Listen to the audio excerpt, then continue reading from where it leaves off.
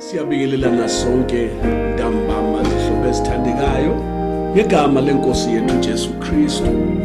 Siyabonga ukuthi nathi sibe ngabaphilayo ngalesi sikhathi ngoba impilo yisipho esivela kuSomandla.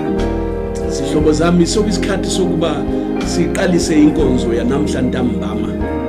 Asisondeleni namabhayibheli ethu ongelalo galithenge ukuze xa sokufundwa phela ilizwi likaMlimo nawe uzifundele kwelakho iBhayibheli uzwe uThixo ekhuluma. Ngiyakhuleka namhla sihlobo zami ukuthi uThixo asivule inhliziyo zethu sonke sizwe ilizwi likaThixo. Labo bonke abagulayo sondelani lilizwe izwi likaThixo, uThixo uzaliphilisa namhlanje.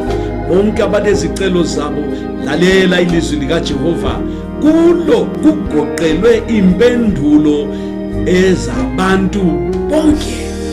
Hlobo thandekayo, ngiyakunxusa ke khathesi asisondele sihlale phansi sithule, sivule inhliziyo zethu, sivule nendlebe zethu. Inkosi izakhuluma phakathi kwethu. Nxa uThixo ekhuluma, thina abantu sizaphila, siphiliswa ukukhuluma kukaJehova.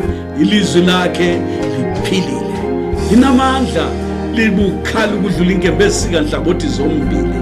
Igama lenkosi malibonke.